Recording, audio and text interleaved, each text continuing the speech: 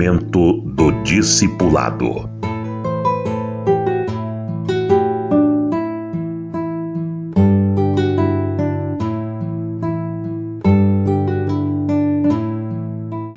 O rei Saul de Israel ilustra o fim do crente que não foi discipulado. Ou seja, a história do Antigo Testamento é um tipo bíblico, é um símbolo daquilo que acontece na era do Novo Testamento, na nova aliança. O crente que não é discipulado pode ser como o rei Saul. Pode até ser grande para o mundo, um grande jogador de futebol, um grande surfista, pode ser um grande jornalista, pode ser um grande político, mas o fim dele vai ser muito triste. O rei Saul foi um grande rei, o primeiro rei de todo o Israel. E ele começou muito bem, era trabalhador, sério, dedicado, e foi escolhido por Deus para ser o primeiro rei de Israel. Mas durante o seu reinado, ele se acomodou com as coisas do mundo, abriu mão do conselheiro, que era o profeta Samuel, e se tornou independente.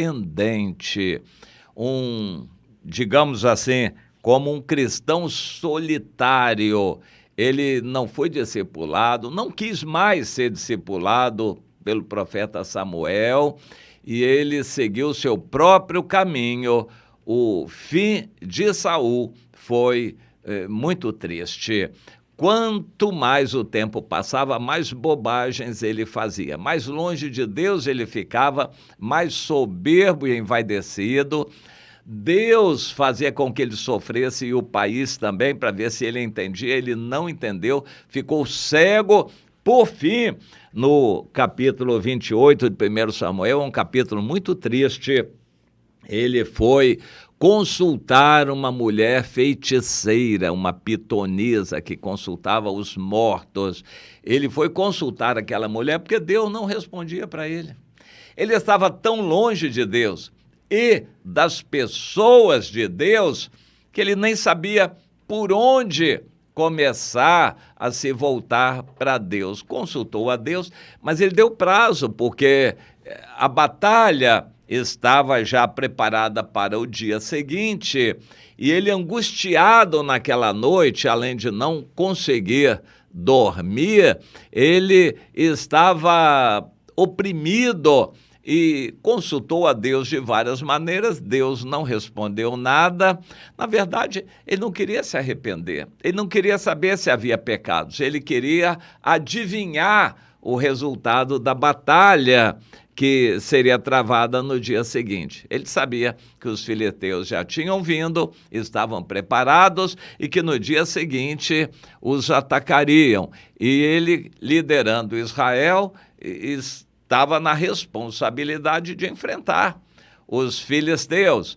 E ele estava muito angustiado porque não via convicção, confiança, não via força bélica, não via quantidade de soldados, ele não tinha condições.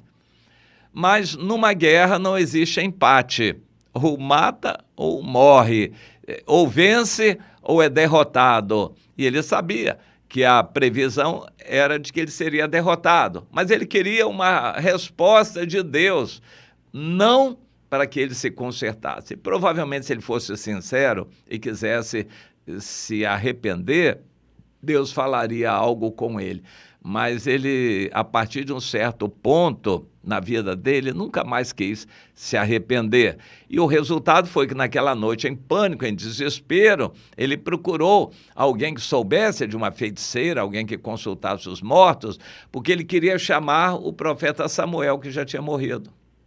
Consultar os mortos não é coisa de Deus.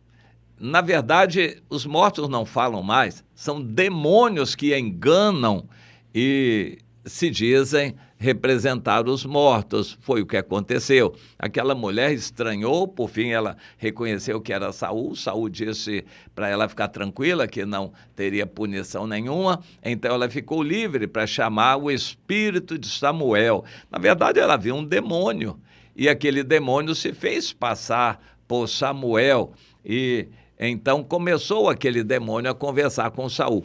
Daquela conversa não se tirou nada bom. O resumo daquela conversa foi uma acusação e desânimo completo para Saul. Nenhuma brecha, nenhum caminho para o arrependimento, para a volta a Deus. Aquela conversa foi totalmente negativa, foi ruim para Saul. O crente, eu quero trazer aqui a aplicação para nossos dias. O crente que vive esse caminho dele por causa de trabalho, muito envolvimento, emprego, estudo, festa, compromissos sociais, o crente se mete em tantas negociatas da vida aí, tantos envolvimentos, passeio, carro e negócios, o dinheiro flui fácil para ele, ele se esquece fácil de Deus também. Você já viu isso? Quando um crente melhora de vida, o dinheiro flui fácil para ele, ele se afasta fácil do Senhor também. Já não tem tempo de ler a Bíblia, já não vai a todas as reuniões, começa a dar brecha para pecados e a sua vida vai definhando. Chega um ponto que Deus não fala mais nada. Aliás, ele não ouve mais a Deus. Deus até continua falando, mas ele não quer mais ouvir a voz de Deus, não consegue mais ouvir a voz de Deus. E quando entra em pânico, em desespero, a pessoa fica arrasada e aí consulta qualquer um, ouve qualquer um. E, infelizmente, vai ouvir conselho de quem não tem conselho para dar. Este é o fim de quem não teve um líder, não foi discipulado. É triste, mas na hora da alegria, que tem saúde, tem dinheiro no bolso, ele nem quer saber de Deus. E essa história se repete quando a pessoa está arrasada, destroçada no mundo, enferma, em crise existencial, crise sentimental, a pessoa fica arrasada e então se volta para Deus, se converte.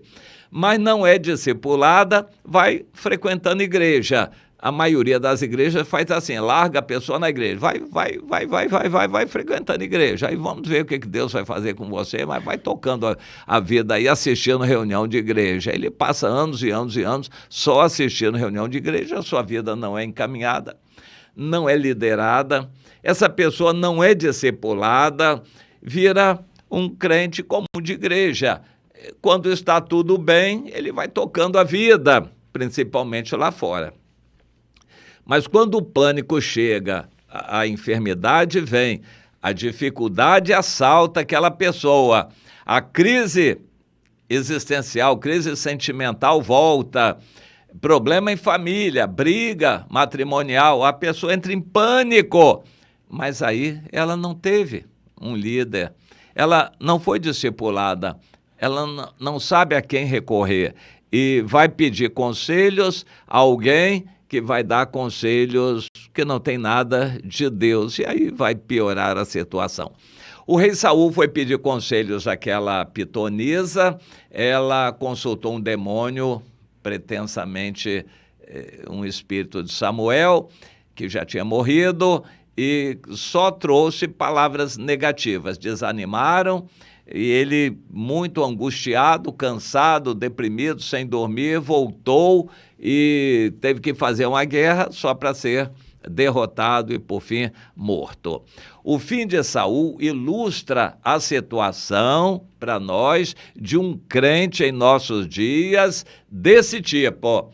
Ele pode ser o que for, na igreja, ou no trabalho, ou na vida, pode ser até bem-sucedido, uma pessoa grande, mas se ele não tem um líder, se ele não foi discipulado, em algum momento, quando entrar em crise, ele não vai saber a quem recorrer, Deus não vai falar com ele e, por fim, ele vai ouvir conselhos da parte de Satanás. Satanás não deixará de usar pessoas à volta dele para poder trazer o mal sobre a vida dele.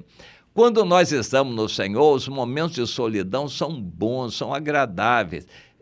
Quando a gente está no Senhor, eu explico, você estar ligado ao corpo, debaixo da autoridade de alguém, tendo alguém a quem recorrer. No caso de Saul era fácil, era recorrer ao profeta Samuel, mas ele abandonou o profeta Samuel, por fim o profeta Samuel morreu, Deus o recolheu. Se o Saul quisesse ouvir conselhos verdadeiros de Deus e ser submisso à vontade de Deus, o Senhor manteria provavelmente Samuel por mais tempo, mas como Samuel já não era mais necessário, Saul não queria mais saber dele, então Deus levou o Samuel. Este é o fim de todo crente que não quer estar debaixo de liderança, não quer ser submisso a ninguém, quer ser libertino, ter a liberdade dele ir à igreja quando ele quer, ler a Bíblia quando ele quer, ele não quer ter compromisso na igreja. Será que eu estou falando para alguém assim? Não quer ter compromisso, quer viver a sua vida. Agora, quando a crise chegar, você vai entrar em pânico e desespero, porque não vai ter quem ajude você. Isso é significativo. Existem pais que não educam seus filhos, apenas dão comida, casa, enfim, escola, e deixa o filho crescer aí de qualquer jeito. Não amam os filhos, não param tempo para conversar com os filhos. Quando os filhos crescem, vão dar a paga. Quando os filhos saírem pela vida aí, o velho vai precisar, os filhos não vão atender e a pessoa vai entrar em pânico, em desespero. Isso tem acontecido muito nos países de primeiro mundo. No Japão, o que tem de velhos com mais de 100 anos, e na Europa, os velhos idosos, solitários, desesperados, porque eles não fizeram dos filhos amigos, não pararam tempo para dedicar os filhos quando eram pequenos. Quando os filhos cresceram, deram a paga e abandonaram o velho. Quando o velho entra em pânico, em desespero, solitário, a vida fica ruim para ele e para ela. Deus nos dê sabedoria para isso. Meu irmão, não dá para viver sozinho. Ame os que estão à sua volta, sirva os que estão à sua volta. Quando você precisar, eles vão ajudar você também. Você não vai ficar desesperado, não vai ficar largado, não vai sofrer dessa solidão, porque você terá paz no coração e terá ajuda de irmãos ao seu redor. Mas se você quer viver uma vida solitária, de qualquer jeito, sem compromisso com ninguém, então quando ficar velho, ou quando a crise chegar, ou quando o problema se abater, você vai agir mais ou menos como Saul, em pânico e desespero. Este é o fim daquele que não é discipulado, não quer estar debaixo de liderança, não quer ter compromisso. Entenda que a igreja é um corpo de pessoas compromissadas. Procure ter compromisso com irmãos, que quando você precisar, os irmãos estarão ajudando você também.